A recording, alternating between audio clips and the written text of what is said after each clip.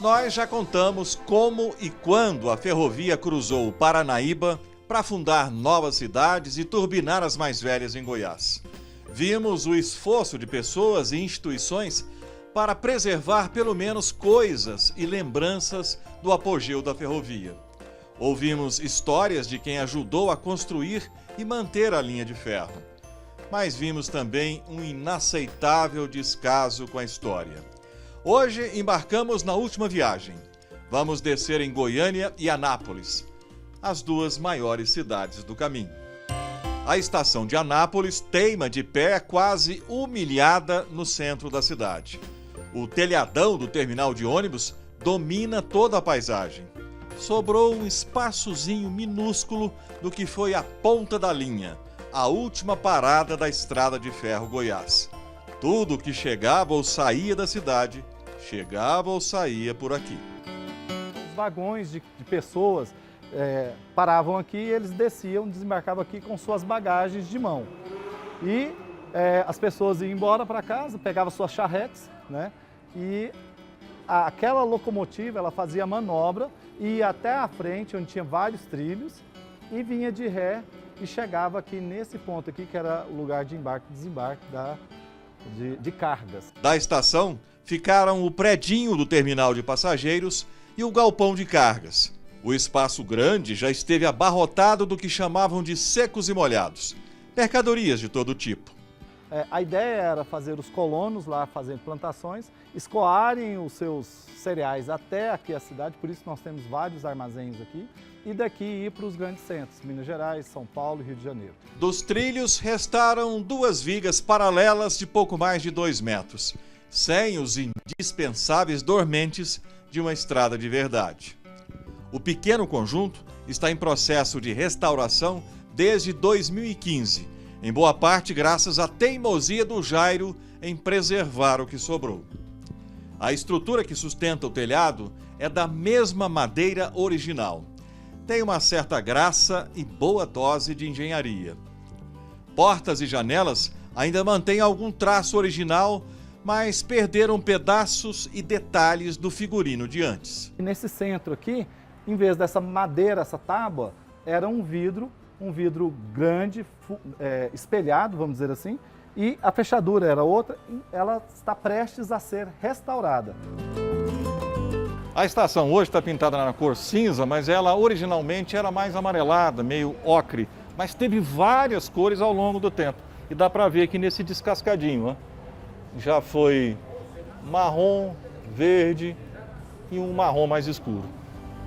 O fim da estação, em 1976, foi uma festa, com autoridades e gente do povo armados de picaretas, arrancando trilhos e dormentes.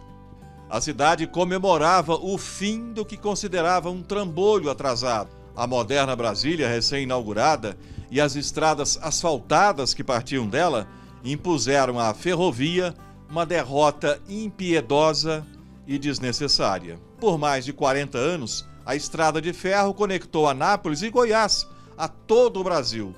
A Maria Fumaça vencia longas distâncias em viagens dia e noite. Nos bons tempos, era possível embarcar em qualquer cidade da região da estrada de ferro em Goiás e desembarcar no Rio de Janeiro ou São Paulo sem ter que descer do trem no meio do caminho. E boa parte tinha dormitório e restaurante.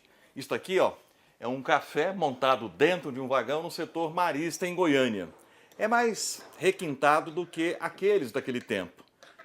Mas dá para sentir como era e como poderia ser. Jomar tinha 5 anos quando entrou num desses vagões no sudeste do estado para uma viagem até Anápolis. Meu avô morava em Urutaí, né? E eu era criança, tenho essa lembrança. Nós tínhamos ido visitar o meu avô e chegamos aqui por volta de 8, 9 horas da noite, né?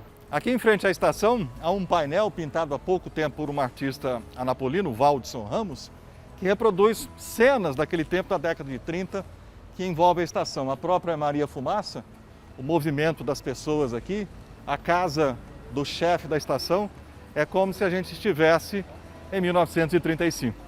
No museu, que foi um dia o galpão de mercadorias, outras pinturas retratam o apogeu da estrada e da estação. São obras de artistas também anapolinos.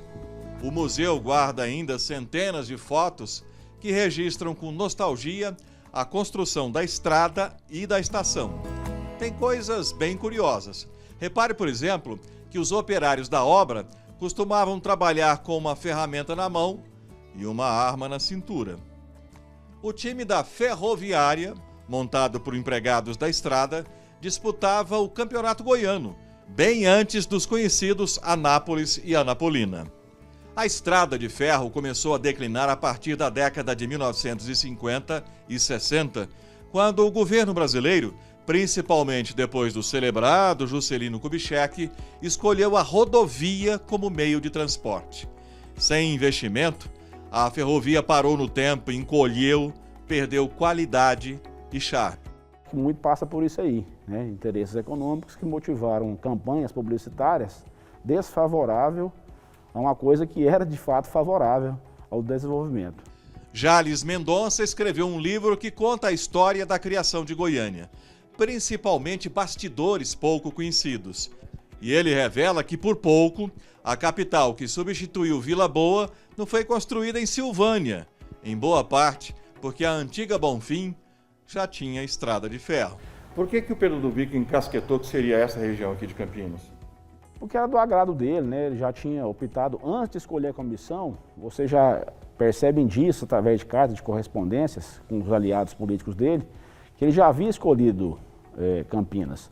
Sobretudo porque era uma cidade sem uma liderança estadual expressiva. O último trem de passageiros partiu de Goiânia, puxado por esta Maria Fumaça, 40 anos atrás.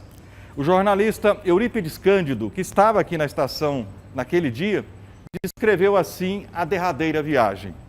Dizem que mineiro não perde o trem, mas hoje goianos e mineiros perderam um. Tanto o trem quanto um repórter capaz de uma frase dessas fazem muita falta. Alguém se lembrou a tempo que a estação de Goiânia é importante, no mínimo, para a memória da capital. O prédio é o último do conjunto Art Deco da cidade, inaugurado em 1952. É um monumento à história e ao bom gosto. Agora há pouco foi restaurado e está virando museu. A reforma de 6 milhões de reais incluiu a recuperação de 2 obras-primas que enfeitavam o saguão já nos primeiros anos.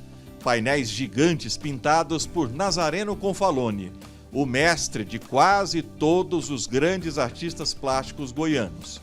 Temos aqui o afresco cujo nome é Bandeirantes Modernos. Ele foi pintado em areia em 4 camadas de tintas. A imensa área de embarque e desembarque parece esperar os passageiros. Está agora como era há 40 anos atrás. Lembra muito algumas estações de ferrovias da Europa. Dá para sentir a história zanzando para lá e para cá. A velha Maria Fumaça original, que já enfeitava a praça em frente à estação, ganhou um reparo caprichado. O espaço de manobras dos trens foi mantido, inclusive com alguns trilhos.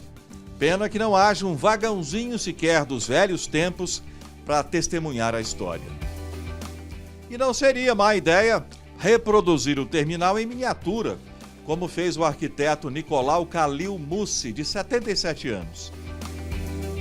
Para celebrar os 88 anos da capital, ele reconstruiu com talento e perfeição todo o conjunto da estação. Tudo inclui até um monumento que já não existe mais. Na maquete estão o prédio, a praça, os trilhos e os trens. Rodando, diga-se de passagem. Os trens de verdade estão voltando aos trilhos em Goiás, mas por enquanto levando apenas a carga da imensa produção industrial e agrícola do estado. É pouco provável que embarquem passageiros num futuro próximo, mas pelo menos 6 cidades da região da Estrada de Ferro ensaiam a volta de uma Maria Fumaça para uma pequena viagem ao passado, um trem de turismo. E aqui termina a nossa viagem pela lendária Estrada de Ferro Goiás, a linha que desenhou um novo modelo de vida e desenvolvimento para o estado e trouxe os pioneiros de todas as regiões do país. A estrada que conectou os goianos ao restante do país e do mundo. A ferrovia celebrada no começo do século XX e rejeitada poucas décadas depois. Guardada carinhosamente na memória de ferroviários e passageiros. Desprezada por gestores sem compromisso com a história. Ferrovias existem em todo lugar do planeta. Mas esta é a nossa. É só Goiás que tem.